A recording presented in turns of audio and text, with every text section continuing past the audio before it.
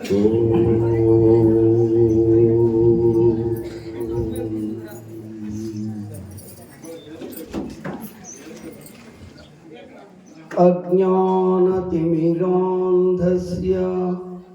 ज्ञानाञ्जनशलाकया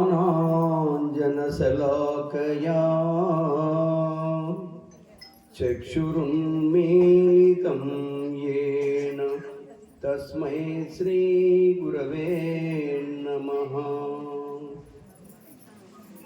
వేదికస్థ మహాత్ములందరి పాదపద్మాలకు నమస్కరిస్తూ, క్షేత్ర దైవము ఆంజనేయ స్వాముల వారి పాదపద్మాలకు నమస్కరిస్తూ, అదేవిధంగా పరమశివుని పాదపద్మాలకు నమస్కరిస్తూ, సృష్టి స్థితి లయకారకుడైనటువంటి పరమాత్మ పాదపద్మాలకు నమస్కరిస్తూ, గ్రామ మిత్రులు ఆత్మీయులు అందరికీ నమస్కరిస్తూ, హరి ఓం తత్సత్.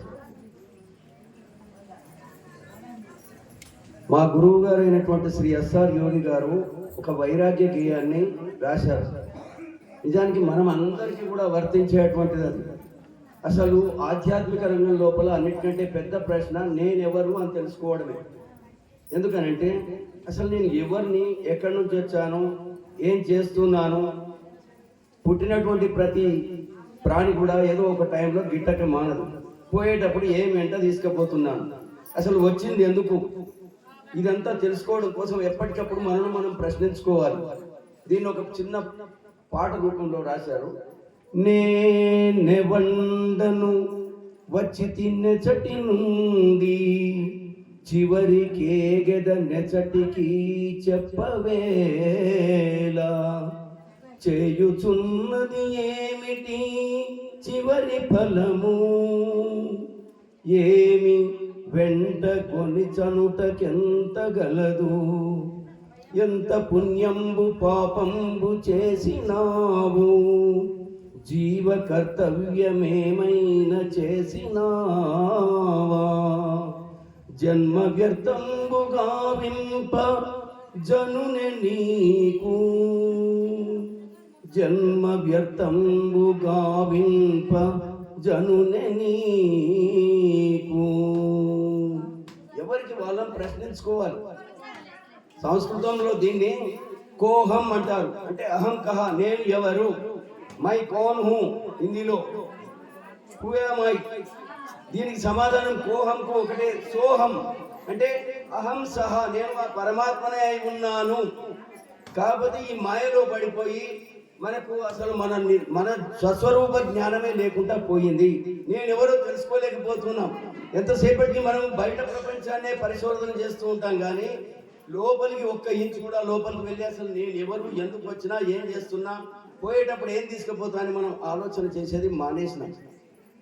అందుకని అసలు ఎప్పటికప్పుడు మనం ప్రశ్నించుకోవాలి. జగద్గురు ఆదిశంకరుల వారు ఇందాక మనకు శంకరాచార్యుల గురించి చెప్పారు. ఆదిశంకరుల వారు ఏం చెప్తారు అని అంటే, ఆయన మంచి ఉపమానాలు ఇస్తారు. ఆయన ఒక ఉపమానం మనం చదివినామంటే ఇంకా మర్చిపోం, అటువంటి ఉపమానాలు ఇస్తాడు. అసలు ఈ శరీరమే నేను కాదు, జ్ఞానేంద్రియాలు కాదు, పంచేంద్రియాలు కాదు, పంచకోశాలు కాదు, ఇవేవి కాదు. చిదానంద రూప శివోహం శివోహం, నేనంటే ఆ పరమాత్మ స్వరూపమే, ఆ పరమాత్మనే ఉన్నాను. మనకు వేదాలు చెప్పేది కూడా అదే. 4 వేదాలలో ఏం చెప్పినారు, నేనంటే ఎవరో తెలియజేస్తూ, నేనంటే ఇప్పుడు మనకు జ్ఞానేంద్రియాలు ఉన్నాయి. కళ్ళు, ముక్కు, చెవులు, నాలుక, చర్మము ఇవన్నీ ఉన్నాయి. వీటికి అన్నిటికీ ఒక్కొక్క దానికి ఒక్కొక్క జ్ఞానం ఉంది. కళ్ళకు చూసే జ్ఞానం ఉంది, చెవులకు వినే జ్ఞానం ఉంది, నాలుకకు రుచి చూసే జ్ఞానం ఉంది, ముక్కుకు వాసన జ్ఞానం ఉంది, చర్మానికి స్పర్శ జ్ఞానం ఉంది. ఈ జ్ఞానాలన్నిటి వెనక ఏ చైతన్యం అయితే ఉండి పని చేయిస్తుందో ఆ చైతన్యమే పరమాత్మ అని చెప్తూ ఉన్నారు. ఎందుకనంటే చనిపోయిన వానికి అవన్నీ ఉన్నాయి, కానీ అవి పని చేయట్లేదు. ఎందుకు? ఆ చైతన్యం విత్డ్రా అయిపోయింది, వెనక్కి తీసుకోవడం జరిగింది. ఆ చైతన్యాన్ని ఎప్పుడో పని చేస్తలేవు అంటే భగవంతుడు ఆ పని చేయకుండా చేసేసాడు, ఆ చైతన్యాన్ని వాపసు తీసేసుకున్నాడు. అయితే మనకి ఇది కనబడదు, కంటికి కనబడదు. మనకు ఈ ఇంద్రియాలకు గోచరం కానటువంటిది ఆ శక్తి. కాబట్టి అది పరమాత్మ అని చెప్పారు. అంటే అయమాత్మ బ్రహ్మ, ప్రజ్ఞానం బ్రహ్మ, అహం బ్రహ్మాస్మి, తత్వమసి అని 4 వాక్యాలను తీసుకున్నారు వేదాలలో నుంచి. ఈ 4 మహావాక్యాలు అని పిలుస్తూ ఉంటారు. అయితే ఈ విధంగా చెప్పి ఏమన్నాడు చివరికి అంటే, అహం బ్రహ్మాస్మి అంటే నేనే ఆ పరమాత్మనై ఉన్నాను. గురువు చెప్పేది ఏమిటి? తత్వం అసి అని చెప్తాడు. అంటే తత్ త్వం అసి 3 పదాలు ఉన్నాయి ఇందులో. తత్ త్వం అసి. తత్ అంటే ఆ పరమాత్మ, త్వం అంటే నీవు, అసి అంటే అయి ఉన్నావు, నీవు ఆ పరమాత్మవే అయి ఉన్నావు అని తెలియజేస్తాడు గురువు. గురువు అంటే జ్ఞానం, మన అజ్ఞానాన్ని తీసివేసేదే గురువు. గురువు ఒక మనిషికి పరిమితం కాదు, ఒక కాలానికి పరిమితం కాదు, ఒక దేశానికి పరిమితం కాదు. గురువు అంతటా వ్యాపించి ఉన్నాడు. పరమాత్మకు గురువుకు తేడా లేదు. అందుకే ఈశ్వరో గురురాత్మేతి మూర్తి భేద విభాగినే వ్యోమవత్ వ్యాప్త దేహాయ దక్షిణామూర్తయే నమః.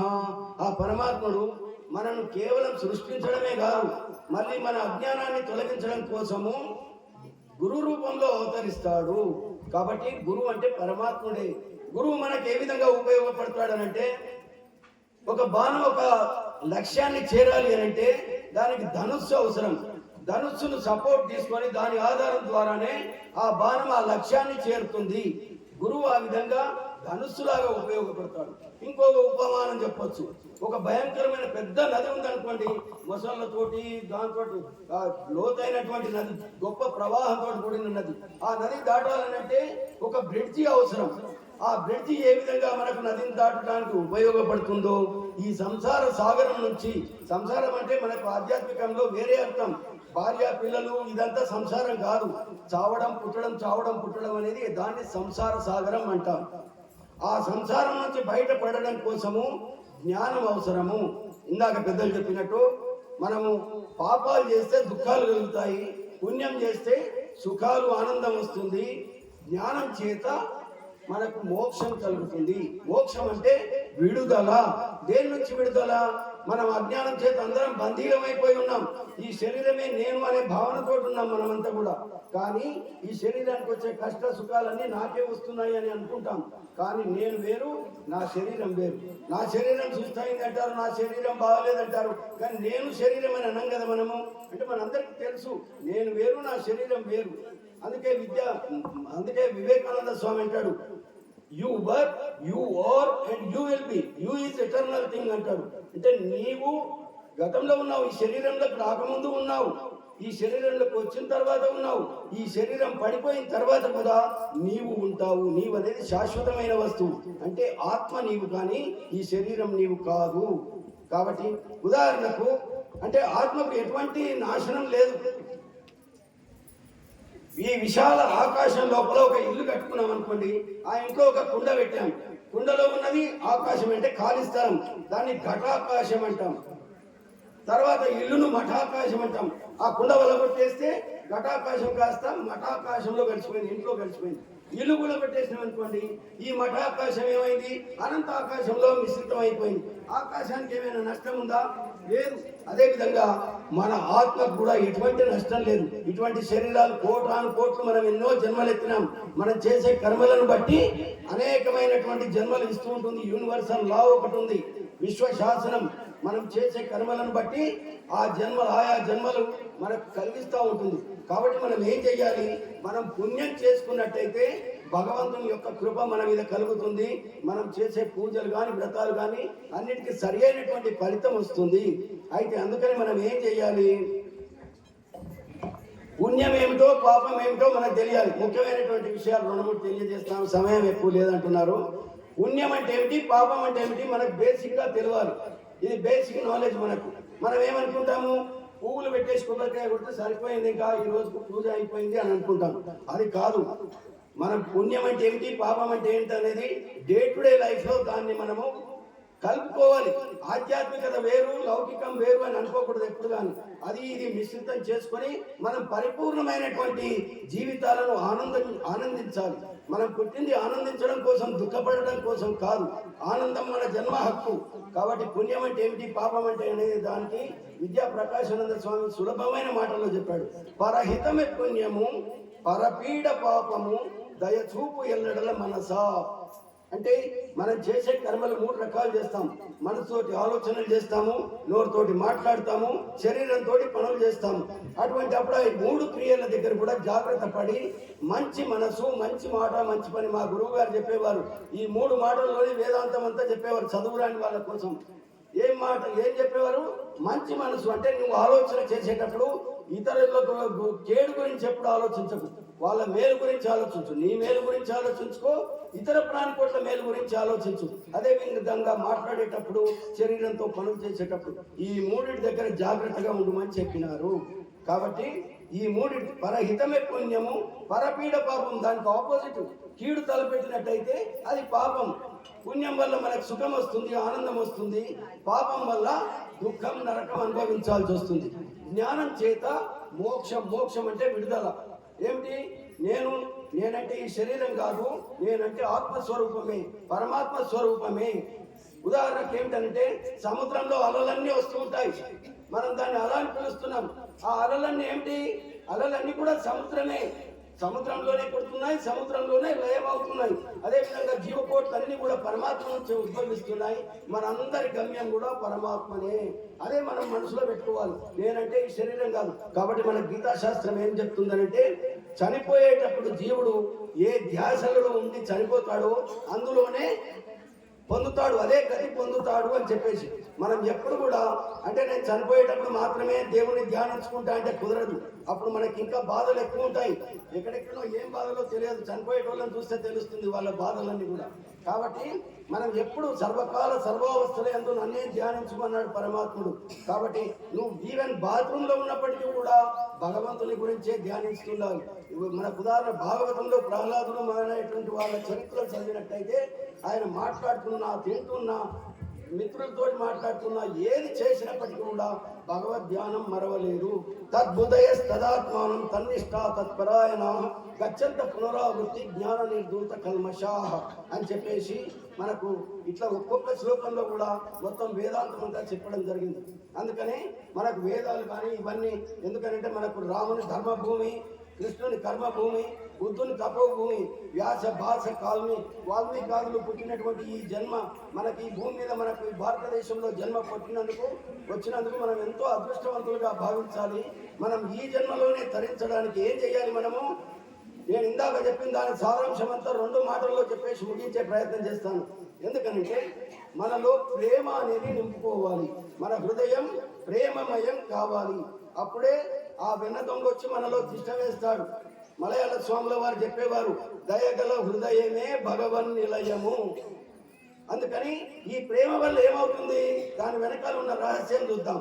ఎవరైతే ప్రేమ హృదయులై ఉంటారో ఎవరికి ద్రోహం తలపెట్టరు.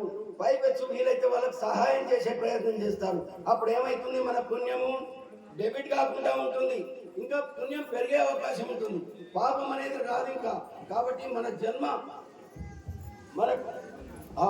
మనకు మంచి భవిష్యత్తు ఆధ్యాత్మిక ఉన్నది కావాలి అని అనుకుంటే మనం ప్రేమించే అలవాటు చేసుకోవాలి. ప్రతి జీవిని, కేవలం మనుషులనే కాదు, మన భగవద్గీతలో చెప్పడం జరిగింది, అన్ని ప్రాణులను కూడా ప్రేమతో చూడు. అద్వేష్ట సర్వభూతానాం.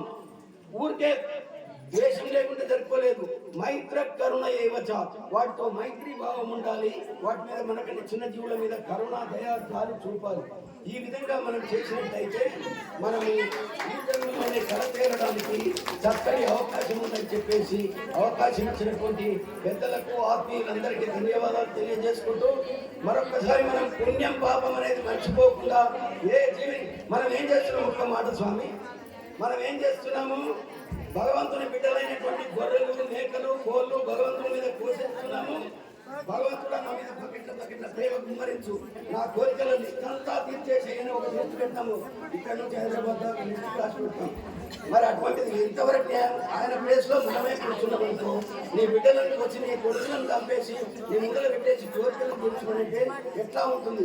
అది మనం ఒకసారి ఆలోచించుకోవాలి. కాబట్టి జీవకోట్లన్నీ కూడా భగవంతుని బిడ్డలే అనేది మనం మర్చిపోకుండా ఇక నుంచైనా మనం పాపం చేయకుండా పుణ్యం పెంచుకొని ఆ భగవంతుని కృపకు పాత్రులమై మనం చేసే కార్యక్రమాలన్నీ కూడా శుభప్రదంగా ఉండేటట్టు అవకాశం ఇచ్చినటువంటి ఆత్మీయులందరికీ చాలా చాలా చాలా ధన్యవాదాలు, కృతజ్ఞతలు.